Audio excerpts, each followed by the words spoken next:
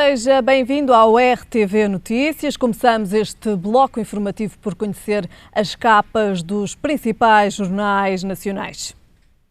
E começamos com a capa do Jornal de Notícias. Raids violentos de jovens deixam PSP em alerta. Já há novos encontros marcados para o final do mês. Polícia surpreendida por confrontos em Lisboa. 600 jovens encontraram-se então no centro comercial Vasco da Gama, o que resultou em confrontos com a PSP. Destaque fotográfico na capa do JN vai para o Festival Paredes de Coura. Lemos à Pinha. Ainda nas regiões, começamos com Matosinhos, depósitos de gasolineiras desmantelados. Então, aqui um novo projeto para os depósitos de gasolineiras. Em Penafiel, 150 mil visitantes e 7 milhões em negócios na Agrival. Em Viana do Castelo, acampam em parque de merendas para não perder a festa. Recorde-se então que Viana do Castelo recebe as festas da Nossa Senhora da Agonia, como acontece, aliás, todos os anos. Na política continua a confusão. Mulher morta e família com cotas pagas no PS de Famalicão. Na sociedade, foi de Chaves para Lisboa, acidentado, vítima de falha de comunicação. Na capa do JN, chamada também de capa para o desporto, o primeiro jogo da Liga em relvado sintético joga-se no Bessa. Benfica, Samari já está em Lisboa, falta avançado. Sporting, lemos então, Chelsea avança com 40 milhões para levar William de Carvalho. Na Liga Europa, Rio Ave e Nacional complicam apuramento para fase de grupos e o destaque ainda para a Boubacar a caminho do Dragão. Também ainda na capa do JN, risco de derrocada, 75 praias perigosas no Algarve. E na saúde, foi-lhe retirada a próstata, médica paga 100 mil euros por diagnosticar falso cancro a ex-governante. É então a capa do Jornal de Notícias. Passamos agora para o Jornal Público. No Jornal Público podemos ler: Governo quer nova taxa sobre leitores de música, tablets e telemóveis. A taxa já existe desde 1998 para suportes como CD, DVD e cassetes. Agora o Governo quer que também passe a ser aplicada aos dispositivos digitais, mas o assunto não é consensual nos partidos da maioria. O destaque fotográfico do Jornal Público vai para o surto de ébola. A vida difícil num bairro de Lata que está em quarentena na capital da Libéria. Na sociedade, mito, encontro de jovens no Vasco da Gama que acabou mal. Encontro de 600 jovens no Centro Comercial de Lisboa acabou com feridos, detidos e acusações de racismo. Ainda também podemos ler: Mercado antecipa luta pelo controlo da ex-saúde. As ações da empresa já valem mais do que a oferta feita pelos mexicanos. E repórter morto após exigência de resgate e operação militar. Forças especiais dos Estados Unidos tentaram resgatar reféns na Síria e jihadistas exigiram 100 milhões por Foley. É então a capa do Jornal Público. Passamos agora para a capa do Jornal I. Destaque na capa do Jornal I vai precisamente para MIT põe corpo de intervenção da PSP em alerta máximo, acompanhada então também de uma fotografia do corpo de intervenção da PSP, chamada também de capa para BES. Banco de Portugal e Novo Banco reúnem-se na próxima semana para discutir estratégia. Ainda também na capa do Jornal I, Ice Bucket Challenge, um balde de água fria na Silly Season. É também um dos destaques e, aliás, esta semana um dos mentores desta iniciativa faleceu afogado. Ainda Algarve, conheça as 75 praias com perigo de derrocada.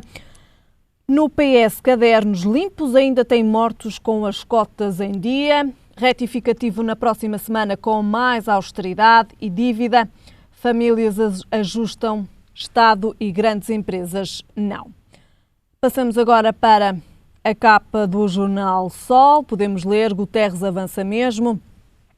António Guterres já comunicou a várias figuras do PS, de Seguro e Costa a Sócrates, que vai mesmo concorrer às presidenciais. A candidatura a Belém só deverá ser formalizada em maio ou junho, quando terminar o seu mandato. Ainda chamada de capa, golpes e contragolpes abalam eleições internas no PS e 8 crianças mortas por maus tratos desde 2012. O Instituto de Medicina Legal comprovou maus tratos físicos em 140 crianças menores de 3 anos só entre 2012 e 2014 e técnicos dizem que estes números são apenas a ponta do iceberg. Recorde-se também que no domingo uma bebé de 4 meses morreu na sequência de ter sido colocada em água a ferver, supostamente pelo pai. Ainda ninguém quer assumir culpas em véspera de eleição geral na PT. Família aperta cerco a Ricardo Salgado e Espírito Santo Saúde abre época de saldos. Passamos agora para o Jornal de Negócios e lemos: novo banco vende a tranquilidade. Apollo compra a seguradora por 50 milhões, estava avaliada por 700. Especialistas europeus dão nota positiva à intervenção no BES. Cliente mistério. Linhas de apoio dos reguladores ajudam, mas pouco. Ainda destaque fotográfico, entrevista com Eduardo Gagueiro. Os tipos super ricos conseguem escapar sempre.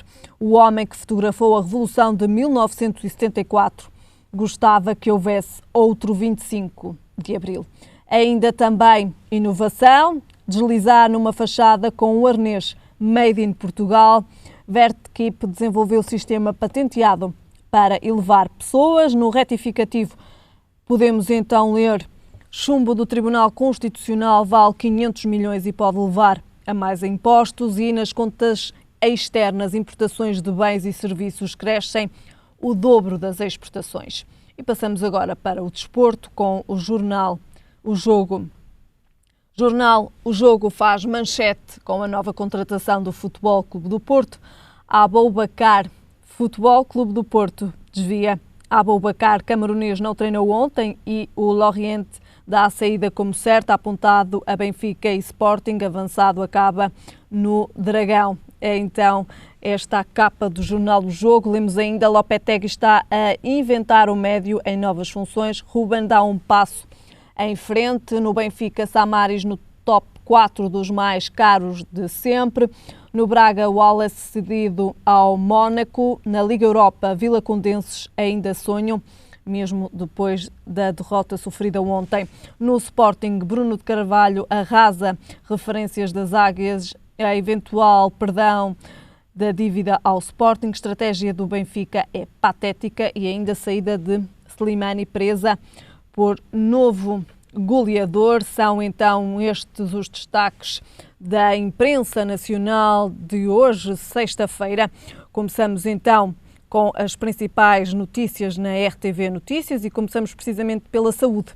Este ano, o Serviço Nacional de Saúde já contratou 409 enfermeiros e aguarda autorização para proceder à contratação de mais um número significativo de profissionais que entrarão em funções brevemente. De acordo com um comunicado da Administração Central do Sistema de Saúde, desde 2012, o Ministério da Saúde tem vindo a proceder à contratação de enfermeiros.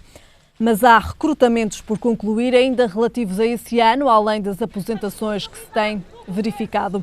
Segundo este organismo do Ministério da Saúde, tendo em conta a passagem das 35 horas para 40 horas de trabalho semanais, ocorridas no final de 2013, o seu efeito em termos de aumento do número de horas de enfermagem disponíveis vai refletir-se durante este ano. Assim, considerando os cerca de 13 mil enfermeiros que eventualmente exercem funções no SNS com contrato, a transição para o regime das 40 horas semanais traduz um ganho de cerca de 1.300 enfermeiros.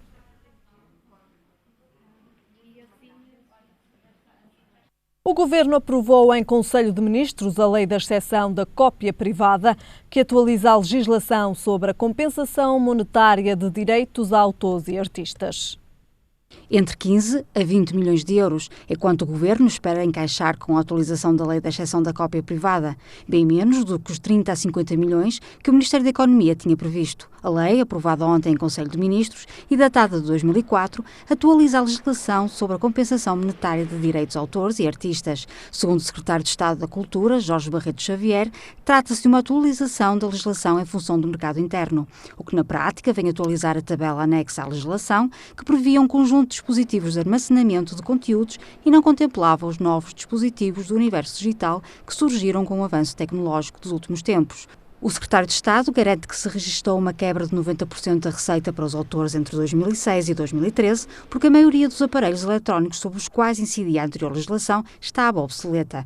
A taxa será aplicada com base no princípio da compensação equitativa. Por outras palavras, todos os utilizadores compradores contribuem para colmatar a possibilidade de copiar documentos autorais. A nova lei da cópia privada, que foi então aprovada ontem. Amadeu Campos, boa tarde. Que comentário lhe merece esta notícia? Pois, esta lei da cópia é uma atrapalhada, ou acho que ela está muito errada desde o início. Mal fundamentada, mal formulada? Sim, o que é que lhe parece? Não é este o objetivo. Acho que os próprios autores não reconhecem nesta lei nada que lhes vá tirar vantagem. E repare, ainda por cima, para aparelhos que neste momento são aparelhos que promovem a legalidade da música, porque nós sabemos, tanto os iPhones, os iPads e mesmo os tablets com Android, usam tanto ou o iTunes ou o Spotify, que é uma das formas de baixar música pagando o preço correto por essa música, e estão a promover, no fundo, que o autor possa receber o dinheiro, ou seja, ressarcido por ter feito essa música. Portanto, são aparelhos que estão a promover a legalidade e o Governo vai taxá-los. Está completamente errado. Reconheço que a taxa que se faz hoje em dia, nomeadamente aos CDs e aos DVDs, está fora de moda. Ninguém hoje em dia usa DVDs nem CDs, portanto, não faz qualquer sentido. O que fazia sentido era que realmente os preços baixassem para que as pessoas pudessem ter originais.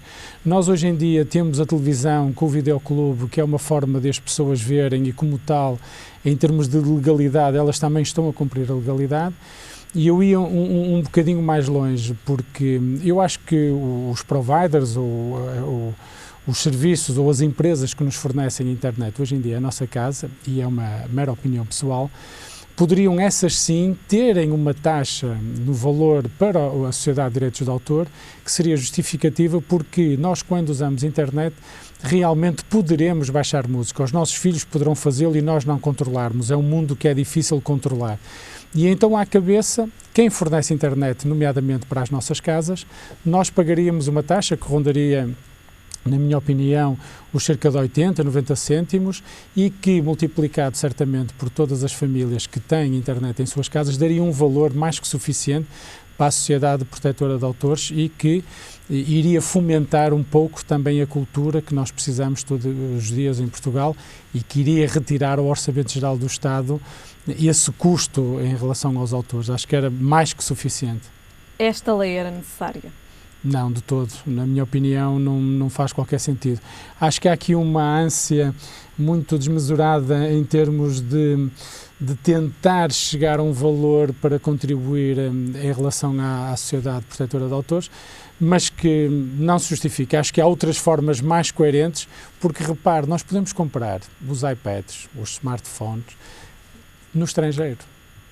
Pela internet, podemos mandá-los. Ao fazermos isso, não estamos a pagar. Portanto, nós estamos a dar cabo do comércio local, no comércio português, porque nós, a partir do momento em que percebemos que podemos comprar estes equipamentos lá fora, mais baratos, por causa deste tipo de taxas que possam ser aplicadas, que ainda não sabemos quanto é que vão ser e quanto é que vão induzir no preço final das pessoas a pagarem, poderemos fazê-lo lá fora. Portanto, não faz qualquer sentido estarmos agora a taxar um bem do consumo. Acho que devíamos taxar e, eventualmente, o serviço, esse sim, e que esse era mais coerente em relação àquilo que as pessoas usam no caso da internet. Esta lei mereceu também várias críticas. Sim, certamente. Repara, mesmo ela tendo passado em termos de governo, já há alguns deputados, nomeadamente até do CDS, que estão a pôr em causa porque não se revê nesta forma, porque é uma forma completamente incoerente, não é praticada minimamente na Europa e não vai justificar realmente aquilo que é preciso, que é taxar eventuais ilegalidades que possam acontecer. Nós estamos a taxar equipamentos que promovem a legalidade. Não faz sentido, na minha opinião. Muito bem. Amadeu Campos, esta semana foi também uma semana de crise na autarquia do Porto. Sim, parece que sim. Isto eu acho que tem a ver um bocadinho com o que se passa com a gestão independente do Dr. Rui Moreira, não é? À frente da Câmara. Os partidos estão habituados a muitas das vezes alguns negócios que são feitos, alguma postura diferente.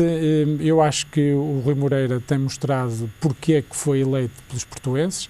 A cidade do Porto mostrou-se uma cidade muito mais limpa neste momento, mostrou-se uma cidade muito mais acolhedora em relação aos turistas e ao forte empreendedorismo que tem sido feito na área do turismo. E também da cultura. E também da cultura. É uma realidade que se vê todos os dias no Porto e que mudou completamente de há um ano a esta parte.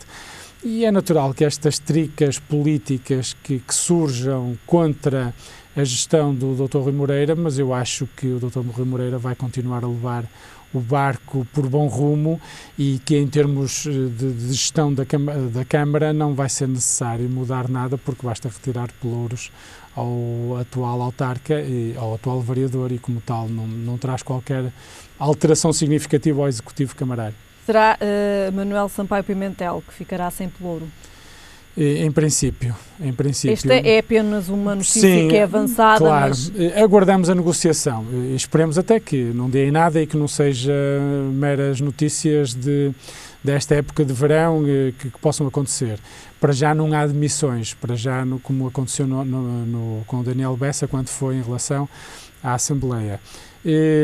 Vamos esperar pelo final do dia para que as negociações corram de bom termo, mas que, se realmente elas não acontecerem, será ele que ficará sem pelouros. Consequências desta crise? Eu acho que para o Porto não terá, ou não haverá consequências. Eu acho que as pessoas são facilmente substituídas por outras com a mesma competência. A questão que se põe é quem poderá assumir estes lugares de variação, ou não, não é? Ou não. Porque, repare, depois a própria Câmara tem muitos diretores municipais, tem várias pessoas que eventualmente poderá convidar também para ajudar àquilo que estava sob a alçada deste atual vereador que está a pôr em causa e, portanto, acho que estas questões poderão ser bem resolvidas sem tomarmos atitudes graves em termos de demissão da Câmara ou do Executivo da Câmara. Então, certamente hoje também saberemos mais informações acerca deste tema. Investidores antecipam guerra pelo controle dos hospitais de Espírito Santo. Sim, está a acontecer. Está à vista uma guerra, Amadeu Campos? Vamos a ver, eu em termos financeiros tenho sempre muitas dúvidas, porque o que surge muitas das vezes para os jornais e para a opinião pública são notícias para criar ruído, para criar algum investimento falso, algum bluff, e é preciso ter algum cuidado. Eu chamo nomeadamente a atenção para quem eventualmente possa querer fazer alguns investimentos ou que tenha alguns investimentos para analisar com bastante cuidado este tipo de notícias. Para os portugueses, estamos a perceber, e eu gostei muito de um título que estava ali numa capa de jornal, em que dizia que o BES entrou nos saldos mais cedo, não é? E isso para mim é a parte que me importa, porque não há dúvidas que o BES foi nacionalizado, os 4,1 milhões que entraram dos cofres públicos no BES é uma nacionalização. A nomeação do próprio presidente do BES a partir do Banco de Portugal, naturalmente, foi alguém que foi indicado, ou pelo menos com o consentimento do Governo. Portanto, a nacionalização do BES está lá, com dinheiro dos contribuintes, e agora está-se a vender ao desbarato. Há uma grande pressa, inclusive, dos bancos que assumiram os capitais do BES, também para que o BES se venda rapidamente, e esta questão dos mexicanos entrarem no BES Saúde, na corrida, está-me a levar muitas questões, porque, repare, eles entraram antes da OPA, começaram a fazer compras, como já foi divulgado notícias de ontem, começaram a fazer compras de ações antes do anúncio da OPA, está a ser investigado pela CMVM. Repare, neste momento, com a subida das ações por outros investidores que naturalmente querem ganhar dinheiro e porque têm uma posição e ela foi muito desvalorizada com esta crise do BES, faz com que neste momento os mexicanos já estejam a ganhar muito dinheiro, porque compraram antes, fizeram uma oferta de uma OPA e agora elas já estão inclusive ligeiramente acima do valor da OPA oferecida, que rondaria cerca dos 4,18 ou 19 euros. Repara, este mundo de informações, nós sabemos que em termos financeiros... São informações privilegiadas. São informações privilegiadas. Elas existem sempre. O investidor sabe. Agora, o que eu acho é que o pequeno investidor é sempre aquele que mais tem sido prejudicado neste processo. Foi assim com o fim do BES, com a separação do banco mau do banco bom. Foi assim com informação privilegiada que terá ocorrido e que esperamos que realmente este tipo de investigação chegue ao fim, porque percebe-se que esta informação, sendo muito privilegiada, fez com que muita gente se tenha desfeito das ações antes de sexta-feira, portanto, não foram prejudicados por isso, mas o que é certo é que os portugueses que têm lá o seu dinheiro através do Estado, dos 4 mil milhões, e os pequenos contribuintes que também tinham as suas ações, esses sim foram fortemente prejudicados, e esses estão a ser fortemente prejudicados e não há nenhuma solução aparente, e percebe-se que os grandes negócios, ainda agora da tranquilidade, uma empresa que valia 700 milhões estar a ser adjudicada por 50 milhões, é muito mau. É muito mau e eu acho que não é justificativo, porque se há o compromisso de pegar no BES, é para tentar valorizar ao máximo os seus ativos e não vendê-los aos desbaratos. Muito bem. Uma questão certamente da qual iremos falar ao longo das próximas semanas. Sim, certamente.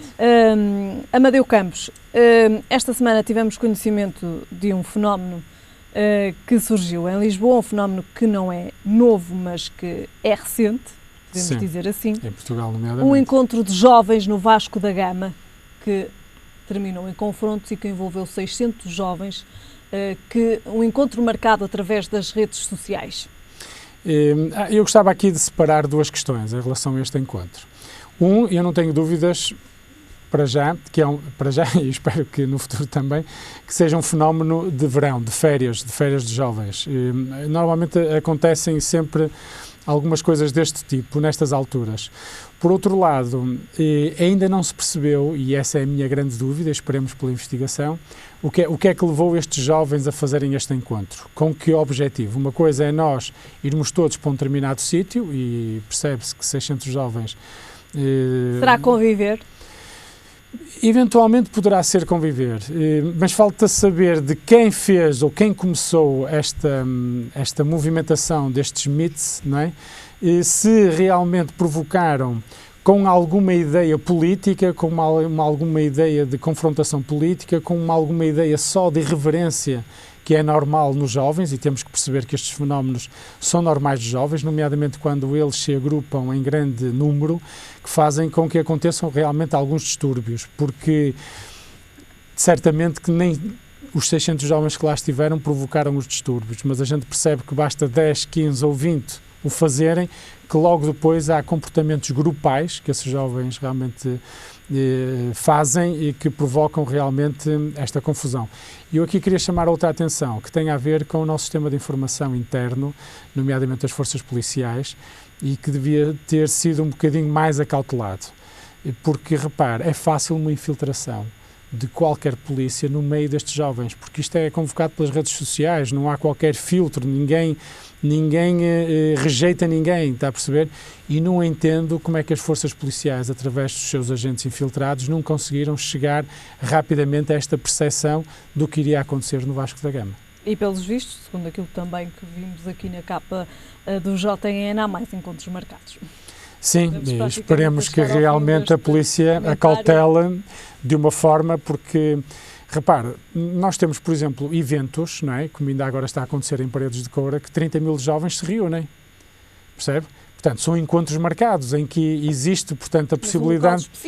Num local específico. Exatamente. Repare, se alguém o faz, este tipo de eventos, é fácil para a percepção da polícia e é fácil controle deste processo. Esperemos que realmente a polícia esteja atenta e que estas coisas não voltem a acontecer. Fugiu aqui um pouco àquilo que é o controle da PSP. Sim, penso que sim. Acho que aí devemos ter mais cuidado e devemos ter mais preocupação para que realmente não fuja. Amadeu, obrigado. Voltamos a ver-nos para a semana. Obrigado e bom fim de semana. O vereador Manuel Sampaio Pimentel pode vir a ficar sem pelouro na Câmara do Porto. A notícia foi avançada pelo Jornal Público. Ainda segundo o que consta na notícia, a situação é delicada e vereadores e deputados municipais estão preocupados, mas são unânimes a dizer que as hostilidades há muito que se fazem sentir. O líder da bancada do PST na Assembleia Municipal do Porto, Luís Artur, lamenta a crispação que se instalou na atual maioria e que tem vindo a dar sinais há já algum tempo e até a acha natural. Ainda segundo o Jornal Público, Rui Moreira deu um prazo ao CDS, aos dirigentes, para apresentarem uma proposta que ponha um ponto final no diferendo que há algum tempo está a minar as relações entre o Presidente do Executivo e o vereador que tutela o pelouro da Fiscalização e da Proteção Civil, Sampaio Pimentel. O Governo deu instruções ao secretário adjunto e da Economia e responsável tutelar pela Autoridade de Segurança Alimentar e Económica. A notícia foi avançada pelo jornal Observador. O objetivo do Governo é tornar a ASAI mais pedagógica e não entrar na multa. Durante o primeiro semestre de 2014, a ASAI apreendeu cerca de 6 vezes mais de contrafação do que em igual período homólogo de 2013. O foco das fiscalizações deixou de estar nos pequenos comerciantes ou feiras, a chamada venda a retalho, mas nos próprios fabricantes, o que tem levado a um aumento quase exponencial na quantidade de material apreendido. O responsável tutelar pela instituição, em declarações ao Observador, quando questionado sobre a nova metodologia de abordagem da instituição, admitiu que existem instruções do Governo para a ASAI ser mais pedagógica e não entrar a multar. Durante a apresentação dos resultados referentes ao primeiro semestre de 2014, Leonardo Matias identificou a importância do aumento da eficácia da ASAI em todos os processos que são instaurados, sendo este um dos eixos estratégicos delineados em conjunto com o Inspetor-Geral, e considerou os resultados obtidos no primeiro semestre como relevantes. O Observador noticiou em junho que em 4 anos o número de processos instaurados pela ASAI caiu para 1/3. E ficamos agora com o estado do tempo para amanhã. E em todo o país é esperado céu limpo. Quanto a temperaturas, o Porto espera uma mínima de 13 graus e uma máxima de 22. Em Lisboa, a mínima será de 15 graus e a máxima de 25. E em Faro, a mínima será de 18 graus e a máxima de 28. É o ponto final neste bloco informativo. A RTV Notícias regressa mais logo. Até lá, fique bem.